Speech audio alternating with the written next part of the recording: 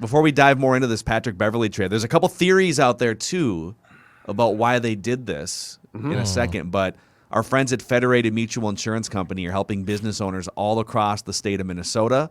They've been around since 1904 in Owatonna. They're one of us, and they've had a partnership with the Timberwolves for a long time, too. So if you're looking for frontline protection, risk management tools and resources, and some of the smartest people in the insurance game, go to federatedinsurance.com. Scope them out. At Federated, it's our business to protect yours. So there are some rumblings. I'm just around sort of Wolves Bloggerville, which is a very smart collection of people. Our friend Key Sang also speculating on this, that even though this is now the third team Patrick Beverley has been on in the last 2 weeks, because he went from Clippers to Memphis to Wolves, that this could be a chip the Wolves use in a Ben Simmons trade.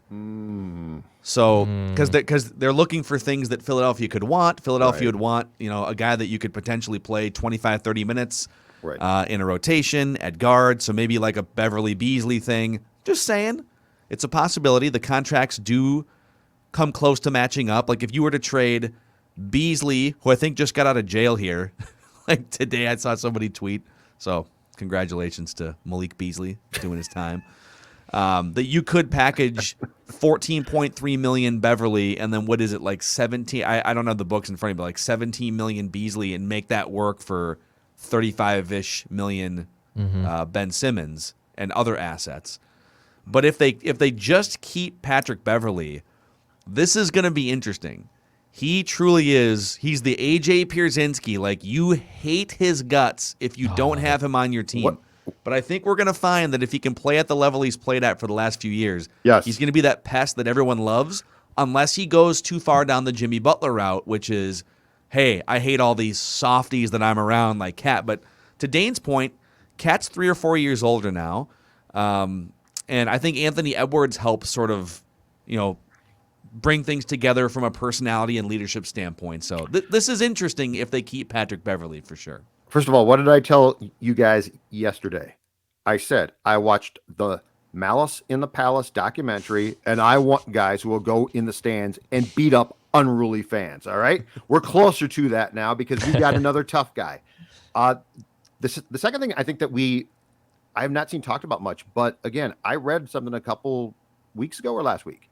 Ben Simmons is basically done with the Sixers. He doesn't want to play there. It's gone far too wrong. I think he's probably embarrassed too, but he wants out. And if he wants out, eventually the Sixers are going to have to come to the realization that their leverage is hurt. Like you're not going to get the mega package that you would for a potential star player who is like, I'm happy here, or yeah, you could trade me, but I'm still going to play here. So if Ben Simmons is actively trying to, and his people are actively trying to pursue their way out of Philly, which it sounds like they are, Gersson Rosas, who's a smart dude, is probably going to play the long game. Because nobody is going to come and say, okay, here's what we're going to give you the world if they know he wants to be traded. So this all could be part of a sort of scheming, patient game. And if push comes to shove and training camp's about to start, and if Ben Simmons says, I'm not showing up, I'm not playing here, I'm done here, the Sixers' hand is forced. Yeah. Like, do you want him to sit, or do you want a return of some sort? And if you can give them a decent return, they're at least going to have to consider it. Yeah. I think there's a lot more to talk about with that Ben Simmons angle too, which we can do. Just while we've got the room here too, a quick shout out. Thank you guys for hanging out with us live here. If you could hit that like button on the SKOR North YouTube video here, the subscribe button, and then we'll give you daily Minnesota sports entertainment in return.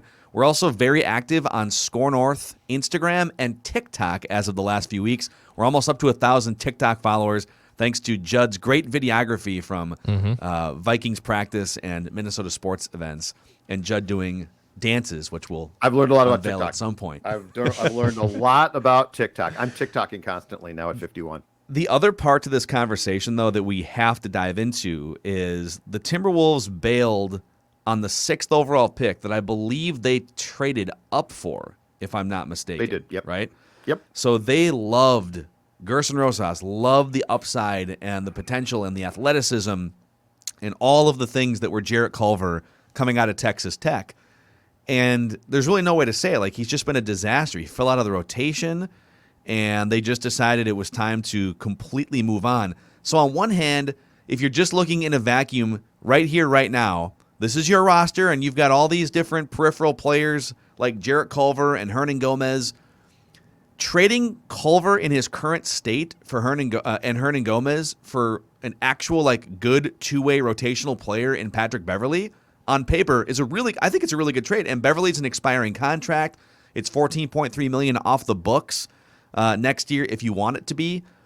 But at the same time, Gersson Rosas really whiffed. Friend of the show.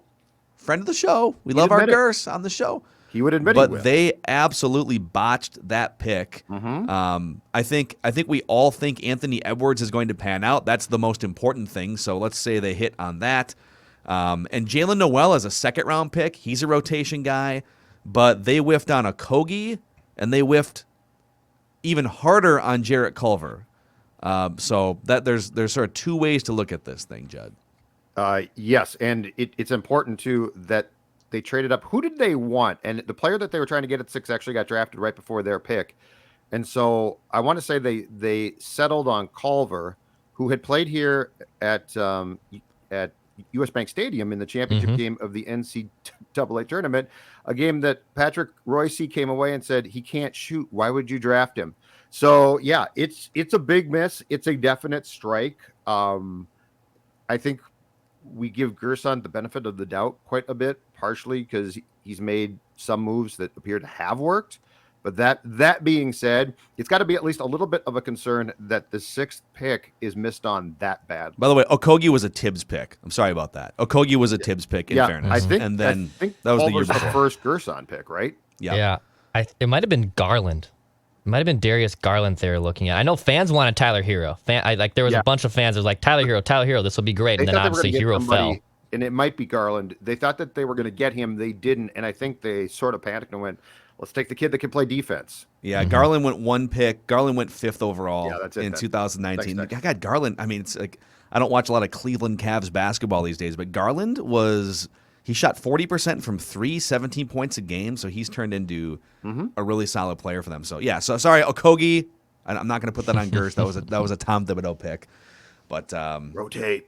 Yeah, so big trade for the Timberwolves. Any thoughts? Because we're going to get to some other stuff here too, but any final thoughts on the Patrick Beverley trade from you guys?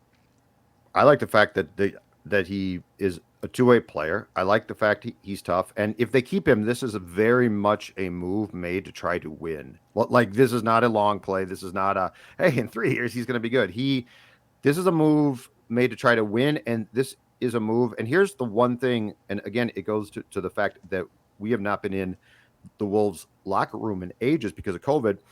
The dynamics of the culture of the team, we don't know, but you know, a guy like this has a chance to come in and help set a tone. The thing is, so Ricky, they wanted that from Ricky, but I don't know if Ricky was still good enough too. Like, I know he helped Ant, and that's great. And I know that he tried, but one, I don't know if he had the necessary edge.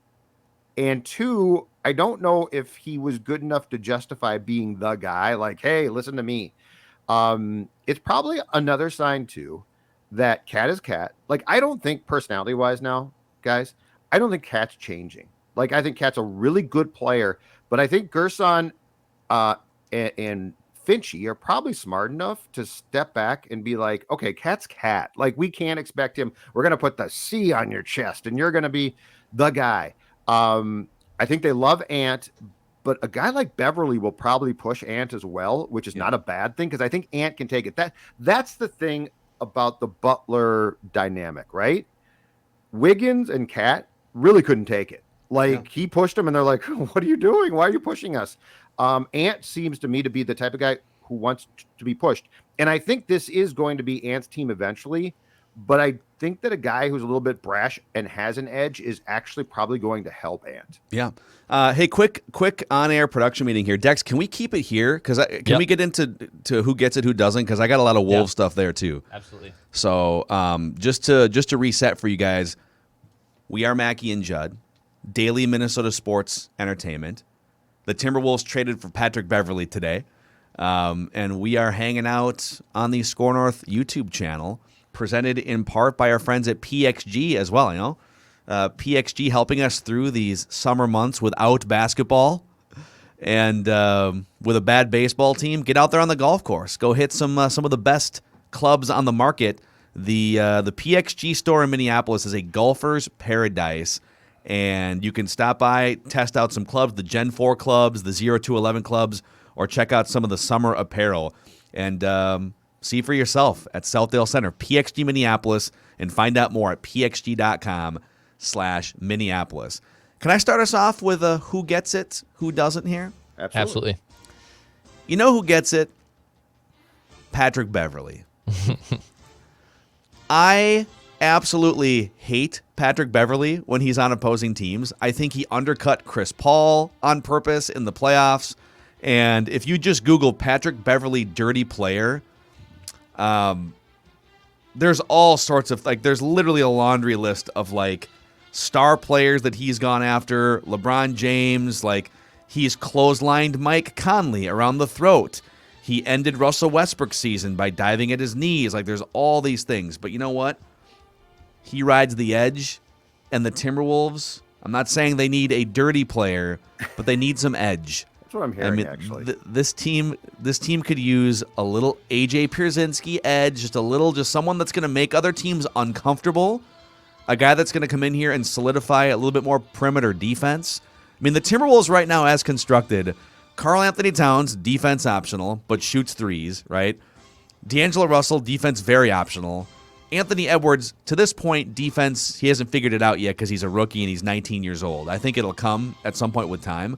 Malik Beasley, bombs away from three, defense optional. Like, they were maybe going to trade for Lauri Markkanen, defense optional. Like, all these guys we're hearing about defense optional, but Patrick Beverley comes in and helps solidify an area that they need to solidify and maybe add some toughness. If they can harness the toughness and have it rub off on the rest of the team without them going over the line or having infighting like Jimmy Butler, then that would be the best case scenario. But Patrick Beverley, I'm going to say Patrick Beverley gets it from a toughness and leadership perspective, and the Wolves could use those things. Is this, so taking out the questionable hits and questionable plays, is this the sort of the equivalent of the Wild trading for Nick Bonino last year? And I mean, Beverley might be a better player at his sport than Nick was, but I feel like what we're talking about from a guy that can know what he's talking about in the room, there's a parallel there. Yeah. That's probably a fair, like, he's definitely not a superstar player, right, but he can bring some intangibles behind the scenes. And I would also say, like, some players like this, they can look like, oh, they must be a great leader because they're hard-nosed, right? Right. I think in the case of Patrick Beverley, there's real evidence of him in both Houston and in Los Angeles with the Clippers being an actual key part of winning teams. Like, there's some fake tough guys in sports where, absolutely, oh, that guy gets his jersey dirty and, you know, will get into fights with opposing teams. Therefore, he must be a hard-nosed leadership player behind the scenes. It sounds like Beverley has actually been a valuable piece to winning with the Clippers and the Rockets the last 8 years or so. Mm-hmm. Judd, I would actually acquaint it more, and this might be even more extreme. He's Tom Wilson. He's Tom Wilson for the Capitals. He's a D like head. He's going to be someone who's going to do some questionable things, but you love him on your team. And to be honest, I would say who doesn't get it is Minnesota sports soft culture.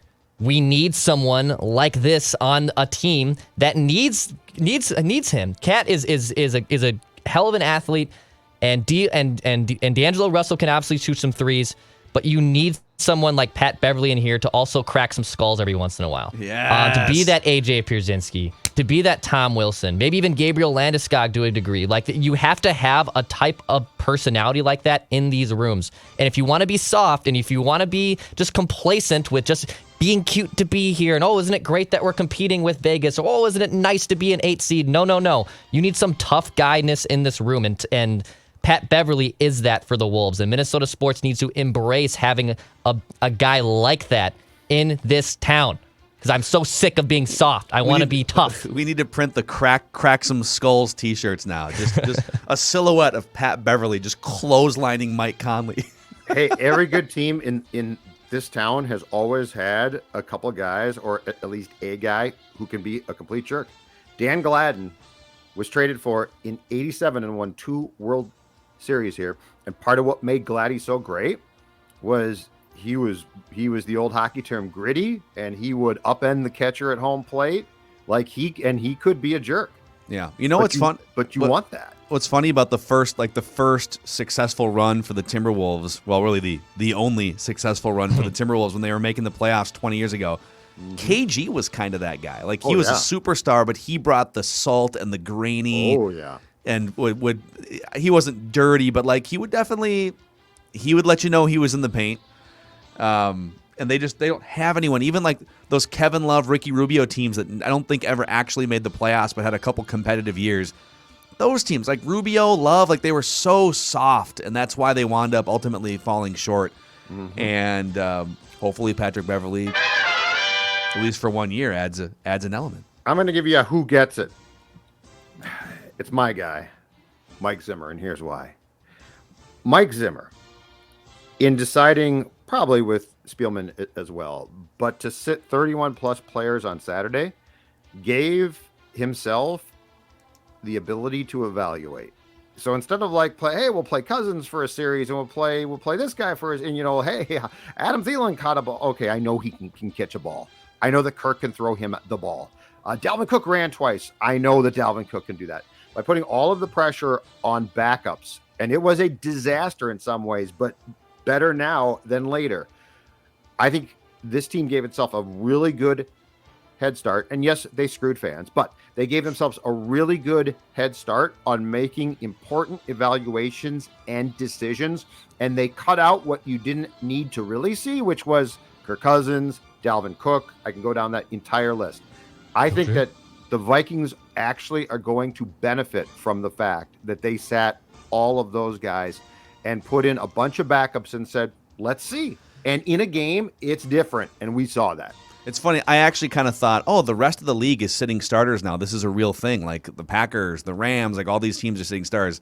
The Vikings are going to be the team that runs starters out there for a series and a half or something and gets 4 of them hurt. Yep. So I thought Mike Zimmer was going to go more old school in that approach.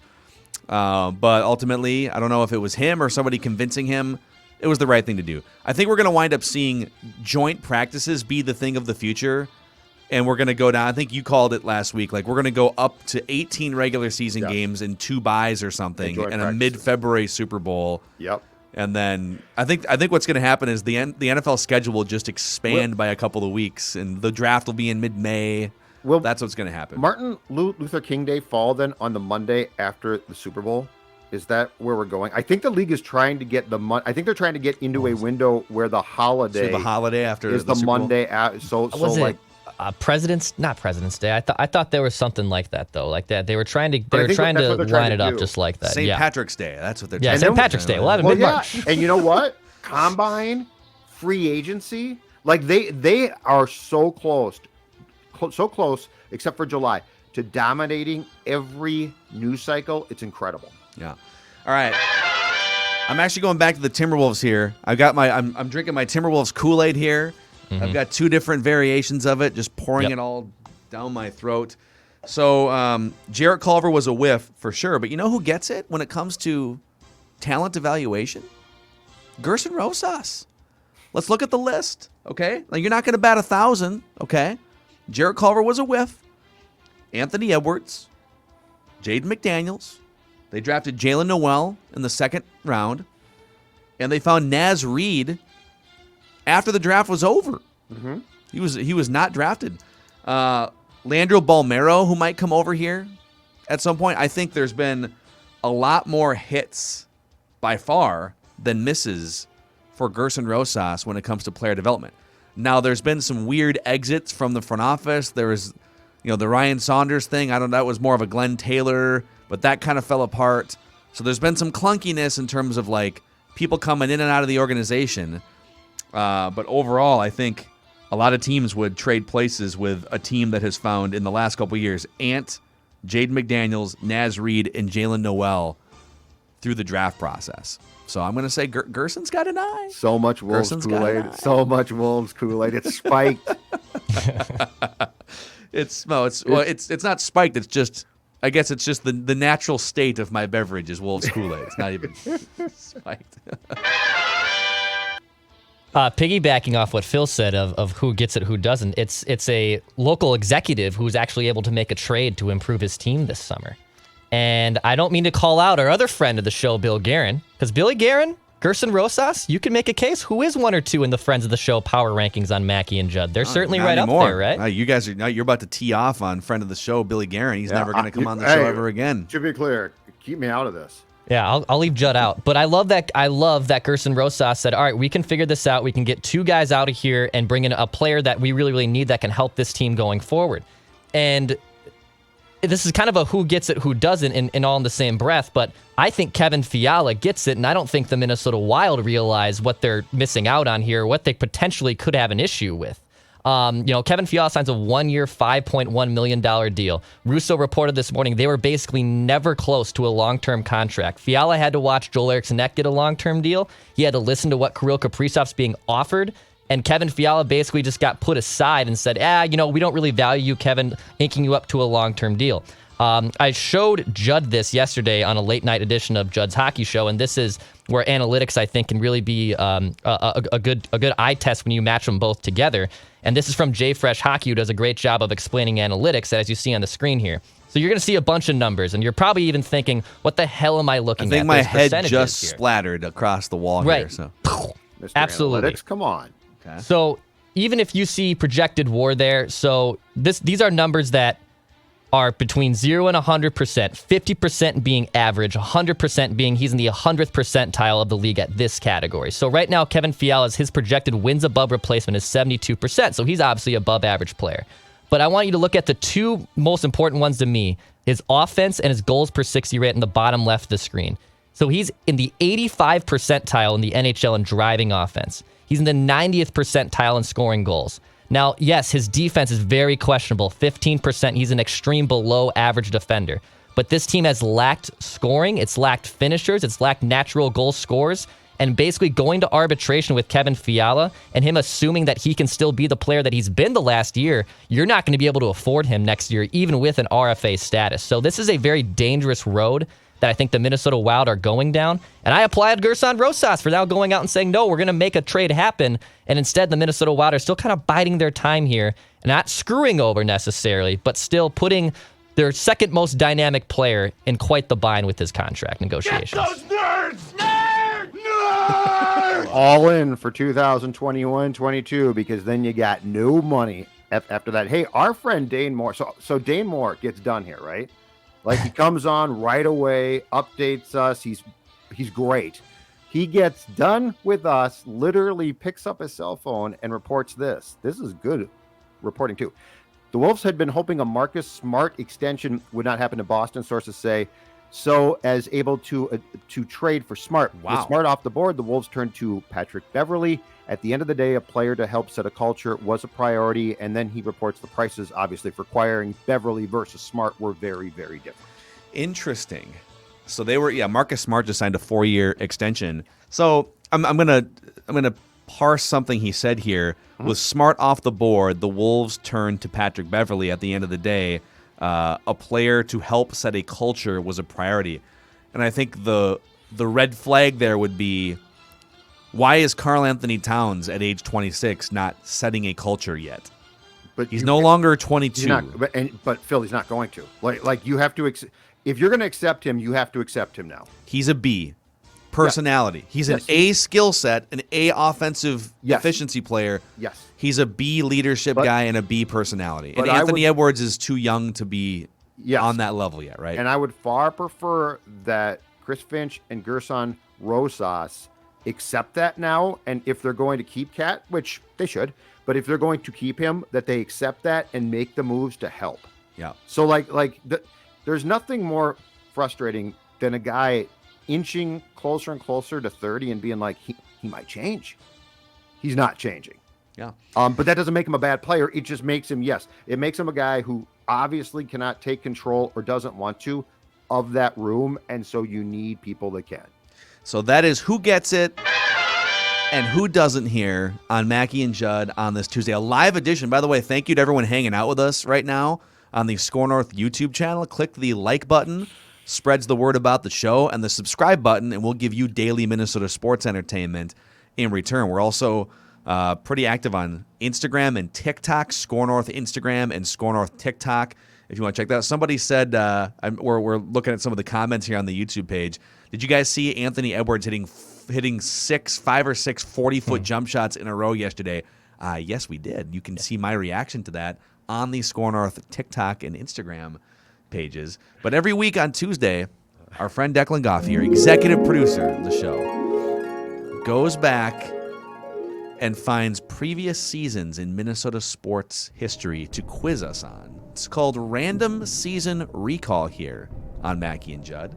Well, it's perfect timing, too, because we have Dane on. Like, what a great executive production. I booked Dane the day before. I queue up a Timberwolves season for Random Season Recall, just firing on all cylinders here. And yes, I will toot my own horn. So we will go with the 1996-1997 Minnesota Timberwolves for this week's edition of Random Season Recall.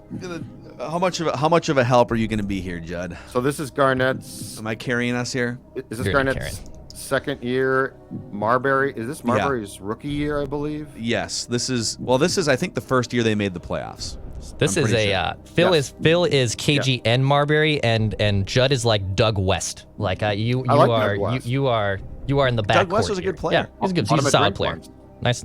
Doug West was on that team, wasn't he? He was on that team. All right, we got one. He was on that team. Was he in there actually? Yeah. We'll start with this one. How many wins for the 1996-97 Wolves? I'll give you within a 3-win window. So, Judd, I believe, 82-game schedule, and I'm pretty sure the Wolves, in their first year making the playoffs, so they got swept, but I'm pretty sure they actually finished under 500. I think it was one of those years in the West. Like, that usually happens in the East where, like, the 8th seed is, like, well, the West was 38 wins. Entirely different then. So you're thinking 30-something? So, for some reason, I feel like they went 40-42 in that year. Sure. Final answer. 40-42, huh? Mm-hmm. On the nose. 40-42. Look at that. Look On at that the start. nose. Look at that start. On the nose. That's right. You know something, brother. All right. Next question. Yeah, the Wolves did make the playoffs that year. Who did they lose to and in how many games? So those were 5-game series. They definitely got swept. I'm trying to think.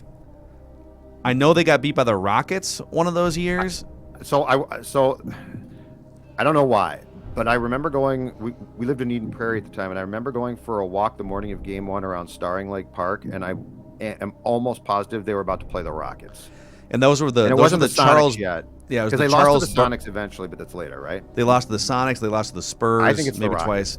I also think it's the Rockets. I think so. The Rockets had come off back-to-back championships, and then actually they won the back-to-back championships, and then the year before this, the Bulls won their first of a second three-peat. So but this was like the Barkley Rockets, maybe even the Pippen.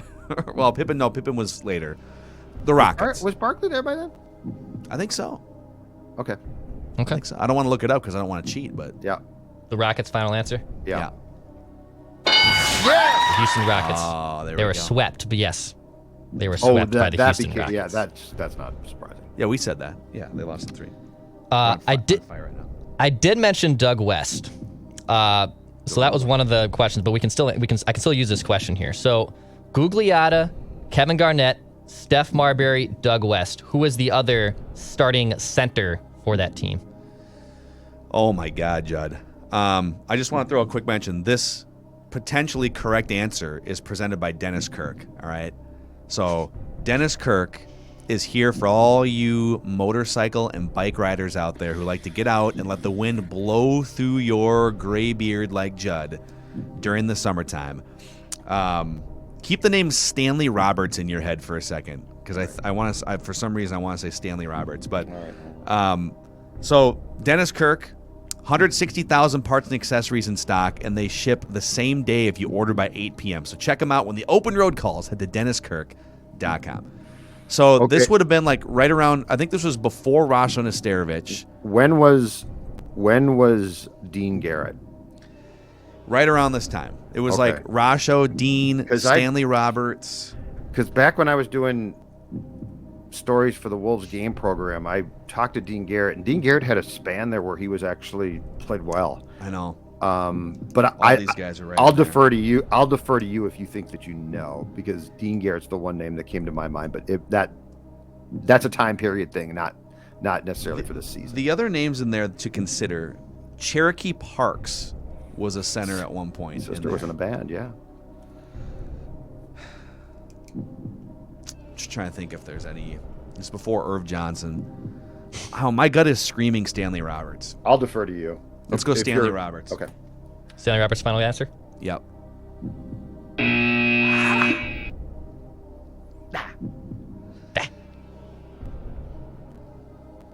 Oliver Miller was also in this mix, but I think he was more of a backup. Is it Yeah, I don't- Cherokee? Again, Dean, I'll I mean, defer to you. let's go Dean Garrett. I'll defer to you. Dean Garrett, final answer? Yeah. Dean Garrett, Sorry, Judd my bad. Zolgad coming in hot Garrett. there. All right. Garrett. Sorry, it's my fault. See, I Should have was trusted my around partner back then. I was Should have around trusted my back partner. then. Yep. Every year it was like a new random guy. Yes. Rasho. They had a bunch of dudes. Didn't they have was it Stoico Vrankovic at Yep. one point? Yeah, too? he's after that, right? I think Yeah. he was.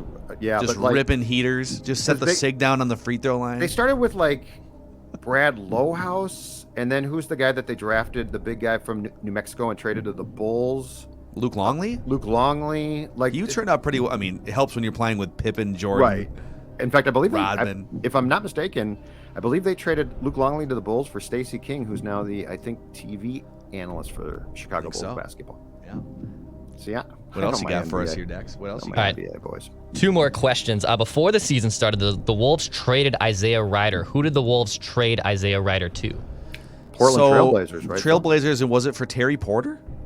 It might I have been. think it was for Terry I Porter. because I believe he joined the then aptly named Jailblazers. Jailblazers. Yeah. Yeah, Portland. I'm pretty sure because Terry Porter was definitely a part of these early Wolves teams. So I'm going to go Terry Porter. Right. All right, so right on Portland, right on Portland, right on Portland, But wrong on the not player. right on Terry Porter. There was 3 assets that came back the Wolves. So who'd they get Terry Porter from? Because he was also a Blazer. Wow, is this how they got Peeler? Peeler wasn't with the Blazers, was he? No. In fact, didn't they draft Peeler? And didn't he end up with the Peeler was with the Lakers. Oh, the They were with Lakers. The Lakers for a while. The Lakers. That's right. No, they. I don't think they got Pete. No, I don't Who remember would they who. have gotten from Portland? This in that is- trade? This I is can tell you this is the very team. obscure. So like Yeah, if this I is think if you can outside my get pay this, grade. Okay, I mean, Yeah. I didn't sign up for this contractually. I'm not obligated to answer this question. Don't you people pass judgment? I want to get one of them. Oh, this is tough. I legitimately thought it was Terry Porter. Was Shane Heal one of them? And they Yeah. drafted Shane Heal. All right. That would have been an incredible poll. Shane Heal was on that roster, but no. They received Bill Curley, Okay. James Robinson, Oh, who was like Hollywood a- Robinson. Hollywood Oh Robinson, yeah. my God, dude. and Hollywood a Robinson. first round pick who turned into absolute no one. So they actually they got Do a you haul. remember, Phil? If I'm not mistaken, we did a state fair show one time, and Flip called in, and I think you did an old Timberwolves roster thing with him, and I think Bill Curley. He's like Bill Curley. Yeah. Flip was he was excited. Yeah. So Hollywood Robinson, I just remember in the early days when Kevin Harlan was calling games, and Hollywood Robinson went off. I think it was a late night game against the Clippers or something. And Hollywood went off for like 5 or 6 threes in a game, which in that era was like, oh my God. Like now guys are like Lillard's hitting 12 threes in a game. But Hollywood Robinson went off, and every one of them, Harlan was escalating. Oh, he's unconscious. Harlan was so good. All right. We're doing pretty well. Last one. The Wolves finished. This is random. The Wolves finished second in the NBA in this major statistic. Second in the NBA in this statistic. Well, let's talk this through here. They would have been a really good rebounding and passing team. I think there's a ton of ball movement on this team. Stephon Marbury, Yeah, you're right. So I feel like Traditional point guard. assists and rebounds jump out to me for sure. Okay.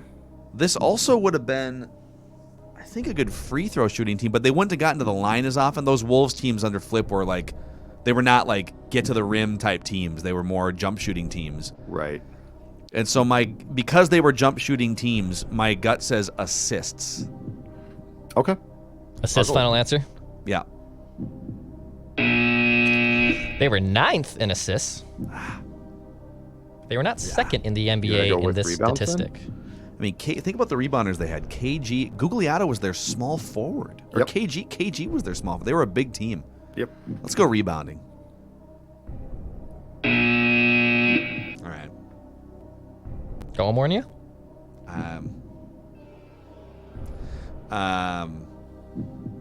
Free throw percentage. They were second in the NBA in blocks, actually. They were Oh. second in the NBA in blocks. I wouldn't have got I should have drawn that line. I hit they were a big team. Yeah. Yeah, Yeah, that well, guy. you said, You know yeah, what? I thought you were going to talk yourself into it. I was like, well, Yeah, you're big. no, They weren't that was rebounding. obvious. That was They still were- a Yeah. very successful endeavor right Yeah. there. That's pretty I'm good. very proud of that. That's pretty good. All right, so That's pretty random solid. season recall there. Dean Garrett, baby. Dean Garrett just running with those high knees. High knees, Hey. Dean. That's Former hilarious. Hoosier. Yep. So, all right, good stuff here, boys. Fun little live episode of Mackie and Judd on the SKOR North YouTube channel. You can also find the audio-only version of Mackie and Judd and Purple Daily anywhere you find podcasts, but skornorth.com and the free-to-download SKOR North app are going to be your two best central hubs. Tomorrow, write that down, predictions, and an accountability session. So we'll see you guys then. See you tomorrow.